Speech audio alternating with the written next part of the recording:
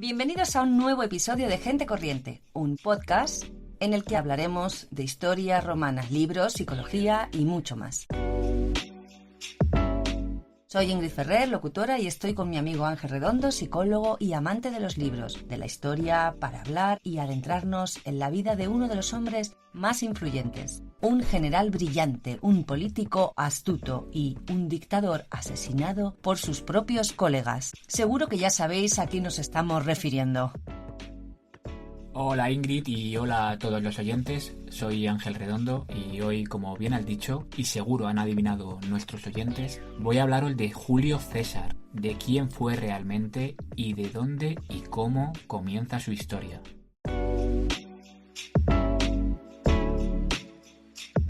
Estamos deseando escucharte. Cuéntanos quién fue realmente Julio César, dónde y cómo fueron los comienzos de su historia.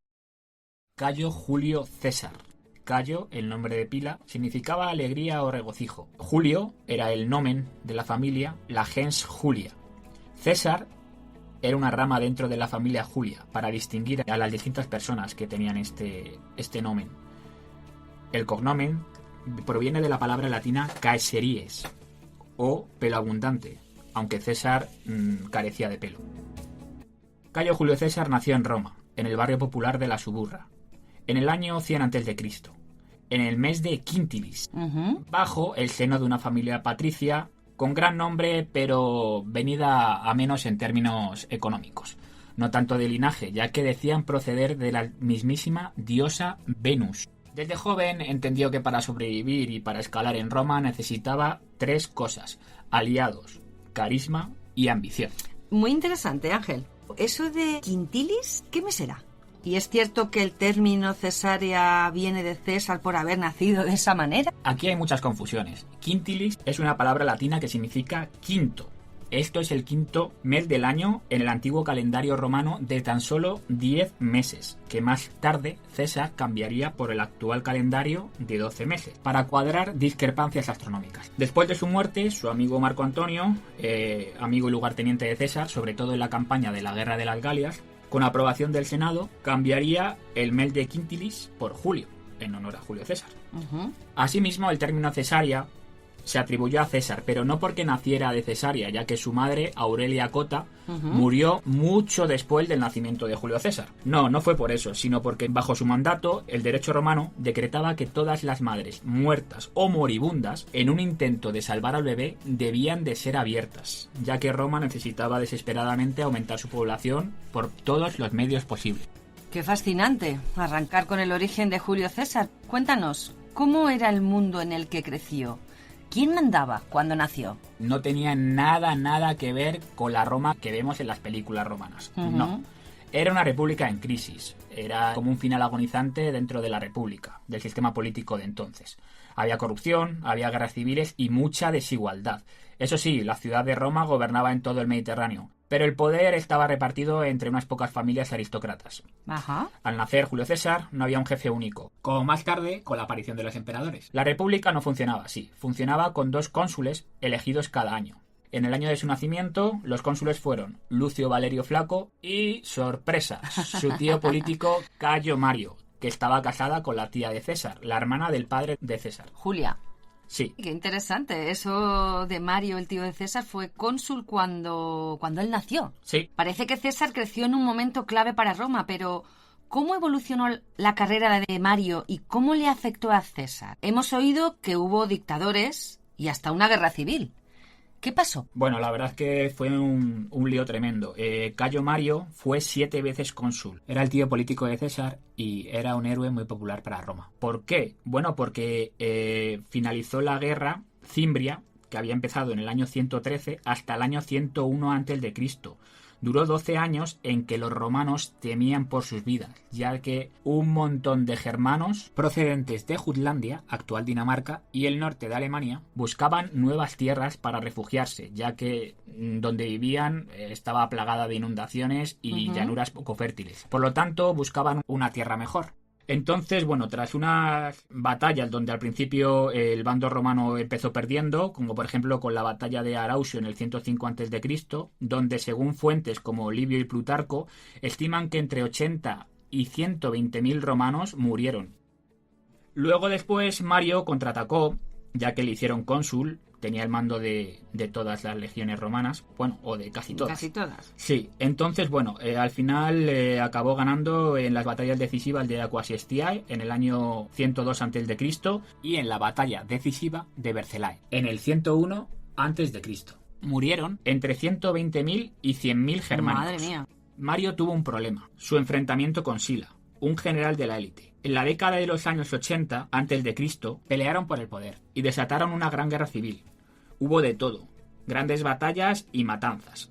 Pero al final, con Cayo Mario muerto en el año 86 a.C., los seguidores de Mario prosiguieron con la guerra civil, terminando esta en la batalla decisiva de Puerta Colina y haciendo a Sila jefe supremo de Roma. Sila fue dictador en el año 81 a.C., cuando César solo contaba ¿En el 81 o en el 82?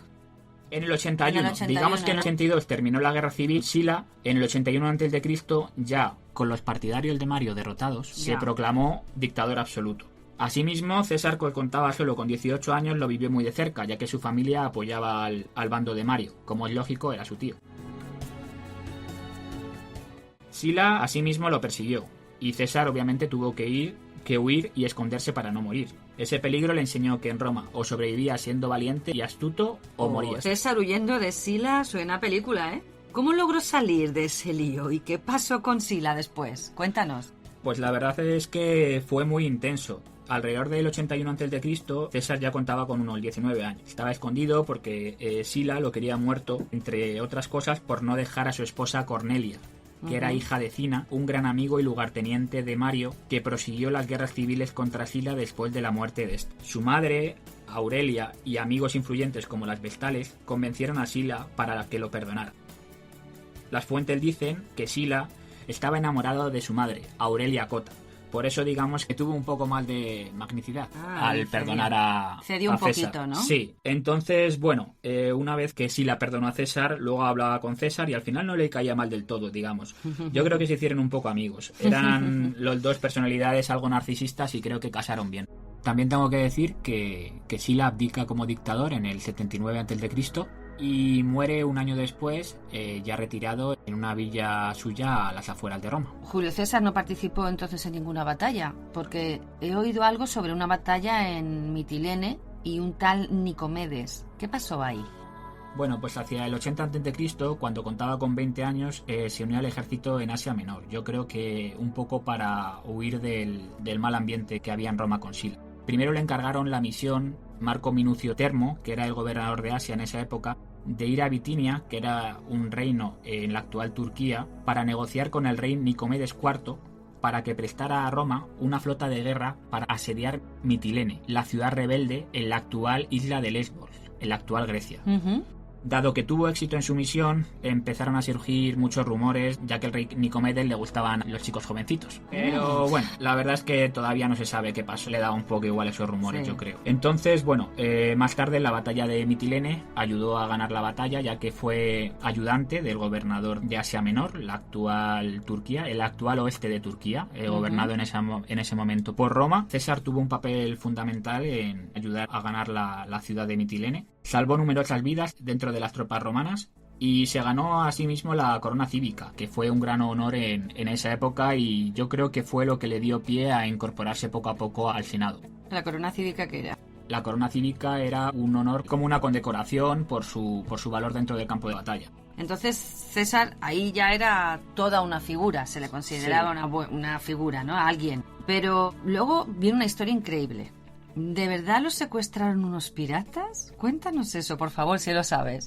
Con 25 años, César quería aprender un poco más de retórica. Entonces fue a Rodas a reunirse con el célebre maestro de retórica, Apolonio Molón.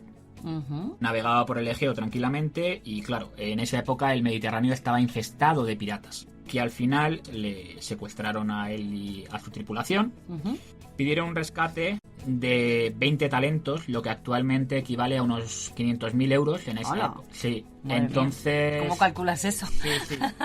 César, muy chulo, dijo que no, que él no valía 20 talentos y que valía por lo menos 50 talentos. No. Que era más o menos como 1.200.000 euros, ¿no? Actuales, claro. Sí. Mandó a un compañero de su tripulación a reunir el dinero entre ciudades de Asia Menor, especialmente Mileto. Entonces, bueno, él mientras esperaba, bromeaba con ellos, diciendo que les iba a castigar y que los iba a crucificar. Cuando lo liberaron, César reunió barcos en la ciudad de Mileto, atrapó a todos los piratas y los mandó crucificar. Podemos decir que fue un poco compasivo porque antes de crucificarlos mandó cortarles el cuello antes. Fue un poco compasivo, pero bueno, cumplió su palabra. Los crucificó. ¿Tú crees que fue compasivo? Hombre, un poco. Yo creo que la crucifixión era peor que morir que... Sí, ¿no? A cachitos. De esa manera, sí. Que morir a cachitos. ¿Qué fue lo que sucedió después? ¿Cómo empezó a hacerse un nombre en la política romana? Hacia el 69 a.C., César ya contaba con 31 años.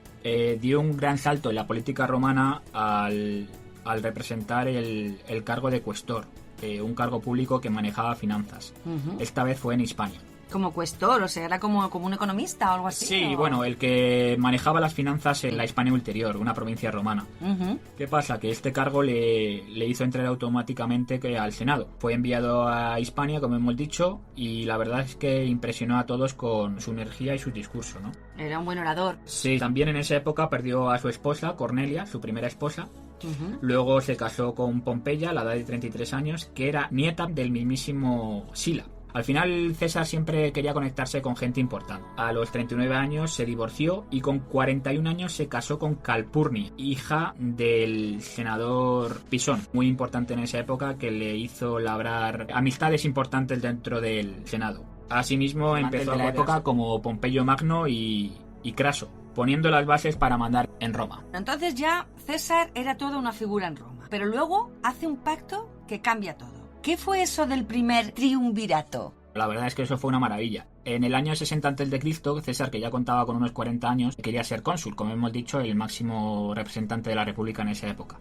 Pero claro, necesitaba apoyo, así que salió con Pompeyo, un general famoso, y Craso, el hombre más rico de Roma. Entonces ese trío fue el primer triunvirato, que era un acuerdo secreto, digamos, para mandar en la política romana. César al final pues logró ser cónsul en el año 59 a.C., Pompeyo aseguró tierras para sus veteranos de guerra y Craso siguió amasando fortuna y siguió cuidando sus negocios. Juntos dominaban Roma. Para afianzar esta alianza, César le dio a Pompeyo a su hija Julia en matrimonio, en el año 59 a.C. Hablando un poco, perdona, del triunvirato, ¿qué significa? La palabra triunvirato viene del latín, triunviratus, que significa gobierno de 3 hombres. 3, vir, hombre, triunvirato. Pues vaya, qué jugada tan astuta. Luego César se lanza a una aventura enorme con la guerra de las Galias y todo esto, porque todos lo sabemos. ¿Cómo empezó esto? César al final lo que quería era tener el gobierno de una provincia, expandirse, digamos, ¿no? Él quería conquistar territorio. Lo mejor era ser gobernador de una provincia romana y expandirse a conquistar territorios y ganar fama y riqueza. Total, que al final César consiguió que le dieran el gobierno de la provincia de Iliria, que digamos que es la actual antigua Yugoslavia, para que los oyentes lo sepan. Interesante. La Galia Cisalpina, que es el norte de Italia, y la Galia Transalpina. Es el sur de actual Francia, ya pegado a Italia. Entonces, bueno, todo arrancó cuando los helvecios, que era una tribu de lo que hoy es Suiza, quisieron cruzar su territorio, ¿no? La Galia Transalpina. César dijo que de eso nada, y los derrotó. Así, entre otras cosas, empezó la Guerra de las Galias. Casi 10 años conquistando tribus. Y como gobernador, pues lideraba ejércitos, hacía tratos y mandaba reportes a Roma un poco para fanfarronear de sus éxitos. También decirte que la guerra de las Galias duró 8 años, del 58 al 50 a.C. Entonces, perdona, ganó territorios, sí, dinero y fama mundial. Porque es que tú piensas que las Galias estaban formadas por bastantes países actuales. Francia, Bélgica, Luxemburgo, ¿sí?, Suiza, el sur de Holanda y el oeste de Alemania. Decirte también que en esa época la Galia contaba aproximadamente con 10 millones de personas. La guerra de las Galias provocó 1 millón de muertos y 1 millón de esclavos galos a manos de Roma. He leído que la batalla de Alesia fue increíble. con un truco genial contra miles de galos. Alesia fue una locura. En el 52 a.C. César ya contaba con unos 48 años y tenía prácticamente toda Galia conquistada. Pero quedaba un último reducto. El líder galo, Vercingetorix, se sitió dentro de la fortaleza de Alesia. Así que César construyó un muro enorme alrededor. ¿Y sabes lo que pasó entonces? ¿Qué pasó? Pues sorpresa. Aparecieron 80.000 galos por todas las llanuras galas. Tú imagínate un ejército de 50.000 hombres como el que tenía César, eso sí, todos veteranos de guerra, y verse rodeado por 80.000 galos. Era un asedio dentro de un asedio. Claro, era una locura. 20.000 galos dentro de la fortaleza de Alesia, César con 50.000 hombres asediándolo, y luego asediando a César y a Alesia 80.000 galos. ¿Y qué hizo César? Bueno, yo me iría corriendo. César, con toda su sangre fría, hizo un asedio a sus propias tropas. Obviamente se asedió él y asedió también a Alesia. Ajá. ¿Vale? Un asedio dentro de otro asedio. Sus 50.000 soldados, como hemos dicho antes, estaban muy bien organizados. Hizo con trincheras y trampas. Al final los romanos tenían una forma de hacer empalizadas diferente a como lo entendemos. Vale. Sí, con trampas, con muros de contención. Bueno, al final, pues los soldados, como hemos dicho, estaban muy bien organizados, disciplinados, muy valientes. Entonces resistieron ataques desde ambos lados y ganaron la batalla. El líder galo se rindió y César así aseguró la Galia, ¿no? Así que fue una genialidad táctico. De hecho, Ingrid, te diré que todavía se sigue estudiando en los libros de historia y que en academias militares como la de West Point en Estados Unidos, que yo creo que es la más importante del mundo, se sigue estudiando para formar a los futuros oficiales del ejército americano. O sea, que utilizan sus técnicas. Sí. Porque era muy técnico. El mejor general de la historia, yo creo. Yo vi el otro día un documental en la televisión que decían que cruzaban los ríos para poder salvarse, hacían barcas o pasaban con maderas. Sin embargo, él siempre se paraba a pensar con su ejército y lo que hacía era puentes. Puentes de barcazas. De hecho, te puedo contar una anécdota. Cuando terminaron de conquistar la Galia, no hizo un puente de barcazas exactamente, creo que construyó un puente de madera y pasó el Rin hacia Germania con todas sus tropas. Entonces, claro, los germánicos, que no habían visto nunca eso, pues fliparon, ¿no? Era como ahora ver una nave extraterrestre aterrizar en Madrid. Sí. Entonces, claro, los germanos huyeron despavoridos y bueno, pues César ya les avisó de que no era buena idea cruzar la frontera con Roma. Alesia fue una jugada maestra también. Sí. Pero luego César también toma una decisión que lo cambia todo. ¿Cómo empezó la guerra civil? ¿Y qué es eso del cruce del Rubicón y la suerte está echada? Hacemos. Como hemos dicho, 3 hombres más poderosos de Roma eran en esa época César, Craso y Pompeyo. Ya solo quedaban 2 en la ecuación porque Craso fue nombrado en el 55 a.C. gobernador de Siria. Entonces, para probar suerte y emular las hazañas de César, se dispuso a invadir Partia, que era, digamos, el reino que hacía frontera en el este con Roma. Pero cayó en la batalla de Carras en el año 53 a.C. Por lo tanto, solo quedaban 2 en la ecuación, Pompeyo Magno y Julio César. ¿Qué pasó?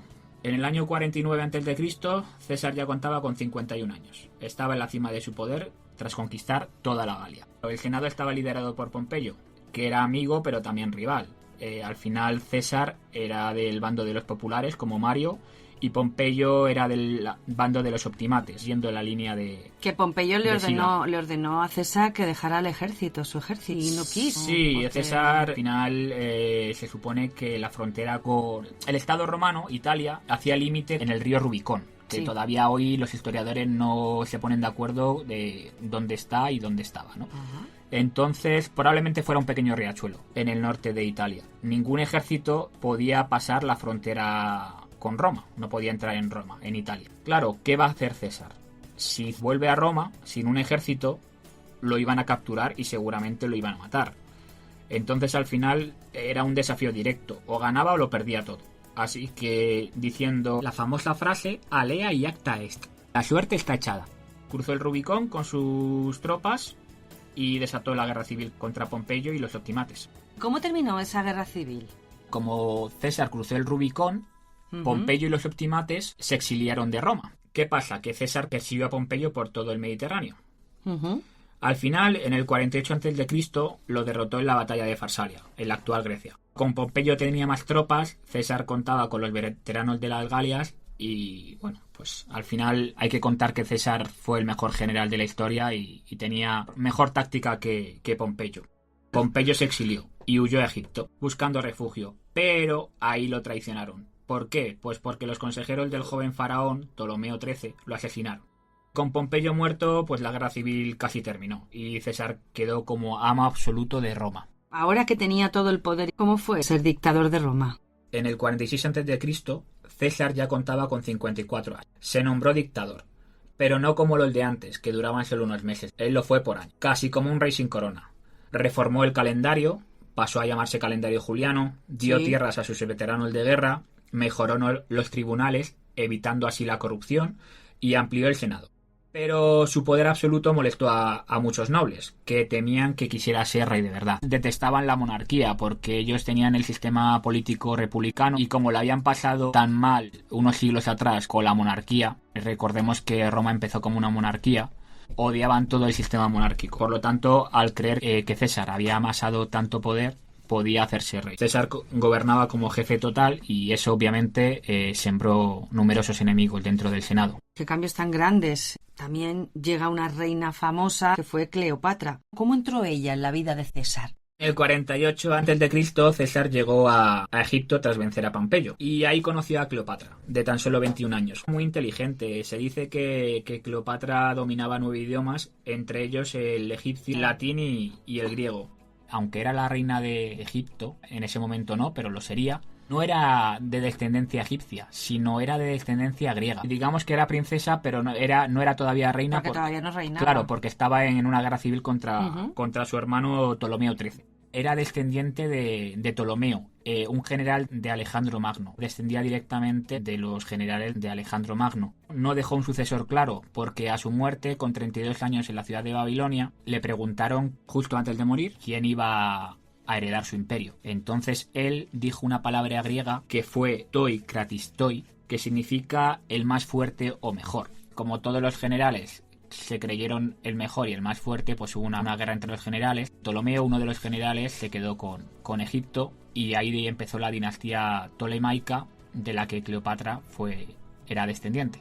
Que siguiendo la línea donde estábamos, ella se presentó enrollada en una alfombra ante César para pedirle ayuda en la guerra civil con su hermano. César quedó fascinado de ella. Se hicieron amantes, aliados. Qué estilazo lo de ella. Sí. Porque claro, César no se imaginaba que Cleopatra iba a salir de ahí. Se supone que era un obsequio de Cleopatra. Eso, venía enrollada como si fuera un regalo. Cuando sacaron la alfombra apareció Cleopatra. Juntos ganaron Alejandría y Cleopatra reinó con César a su lado. Y su romance, la verdad es que fue una comidilla entre las matronas romanas. También hemos oído que César tuvo algo que ver con la biblioteca de Alejandría. ¿Es verdad que la incendió? No, eso fue un mito. En el 48 a.C., durante la guerra civil entre Ptolomeo, el hermano de Cleopatra, y César, Cleopatra y los partidarios de esta, en Alejandría, César quemó barcos enemigos para protegerse, ¿no?, en el puerto. Las fuentes antiguas dicen que el fuego se extendió tanto que dañó parte de la ciudad. Quizá almacenes de libros cerca de la famosa biblioteca. Pero no hay pruebas de que destruyera la biblioteca. Yo creo que fue más un accidente que un incendio intencionado. Ajá. Aunque el rumor, como todo, creció tanto como una bola de nieve. Bueno, igual le quisieron echar la culpa a él por algo, ¿no? Sí, quizás le quisieron echar la culpa para quitarle poder. Y hablando también de Egipto, ¿qué hay del hijo de César y Cleopatra? ¿Cómo se llamaba? Cesarión. Cesarión nació en el año 47 a.C. Era hijo de Cleopatra y, según ella, también de César. Aunque él nunca lo reconoció oficialmente porque, bueno, quizás le trajera problemas políticos en Roma, donde un heredero extranjero no caía muy bien. Fue criado como futuro faraón, pero su destino fue muy trágico tras la muerte de sus padres. Si quieres lo hablamos en otro podcast. No era su sucesor principal. César estaba en la cima con Cleopatra y todo el poder. Como dictador cambió muchas cosas en Roma. ¿Cuáles fueron sus reformas más importantes? Bueno, pues yo creo que la más famosa fue la introducción del calendario juliano, donde ordenó los meses y añadió el año bisiesto. De hecho, aún lo usamos de manera parecida. Reorganizó la administración de las provincias, mejorando así la eficiencia y reduciendo la corrupción de los gobernadores, que en esa época era abusiva, lo que fortaleció así el control de Roma. También impulsó obras públicas como foros y templos, que embellecieron de este modo la ciudad y ganaron el favor del pueblo, consolidando así un legado como un visionario que mezcló fe, poder y progreso a partes iguales. Pero luego no todos estaban contentos. Cuéntanos, ¿cómo termina la historia de César con esos famosos idus de marzo? Idus marcaba aproximadamente la mitad del mes lunar, ¿no? Era, digamos, un día donde se alababa a Júpiter y se hacía toda clase de rituales religiosos. En marzo del 44 a.C., ¿sí?, en los idus de marzo, César, que ya contaba con 56 años, estaba en la cima de su poder. Pero, como hemos dicho antes, muchos senadores recelaban de él. El 15 de marzo, en los idus, unos 60 conspiradores, liderados por Casio y Marco Junio Bruto, lo emboscaron en el Senado. Tenían miedo de que se alzara como rey. Bruto, como hemos dicho antes, fue un líder de esos 60 conspiradores, pero era especial para él, ya que era hijo de Servilia, que era el amante de César durante muchos años, y para muchos casi un hijo adoptivo para él, ya que le quería de verdad.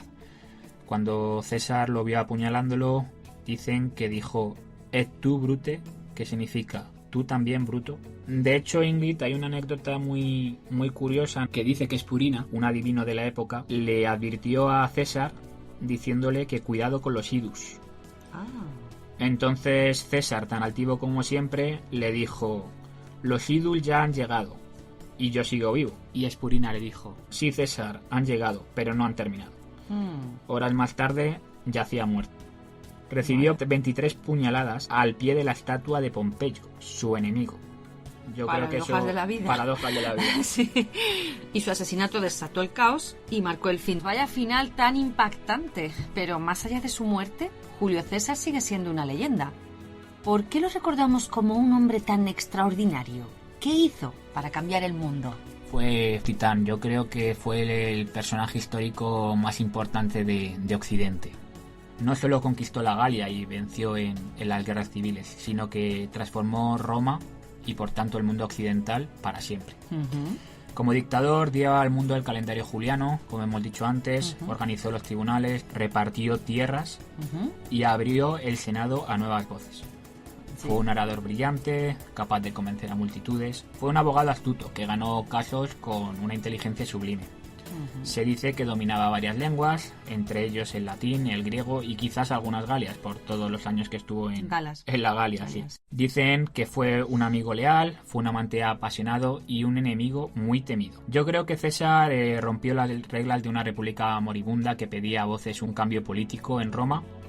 Creo que cimentó el camino hacia la nueva época que fue el imperio. Su nombre sigue en nuestros meses, nuestras leyes y nuestro mundo. Julio César no solo vivió, cambió la historia para siempre. Sí, totalmente, Ingrid. Yo con esto, desde mi punto de vista, creo que al escuchar este podcast de César, recomiendo a los oyentes que vivan una vida con propósito y que no se conformen, porque al final de la vida lo importante es ser recordados, como fue César. Bueno, pues gracias a ti por haber venido hoy de nuevo, Ángel, por habernos contado todo esto, porque nos encanta la historia de Roma y a nuestros oyentes parece que también. Y, cómo no, darles las gracias a los oyentes, valga la redundancia, por escucharnos. Esperamos que os haya gustado mucho. Queremos que nos escribáis a gentecorriente@gmail.com gentecorriente@gmail.com o que nos dejéis comentarios, compartir este podcast por WhatsApp, por redes sociales, a quienes creáis que les puede gustar. Y no os perdáis el próximo episodio de Gente Corriente, en el que hablaremos de psicología, del efecto de las drogas y el alcohol. Yo creo que va a ser muy interesante para nuestros oyentes. Muy bien, pues adiós amigos y gracias. Hasta la próxima.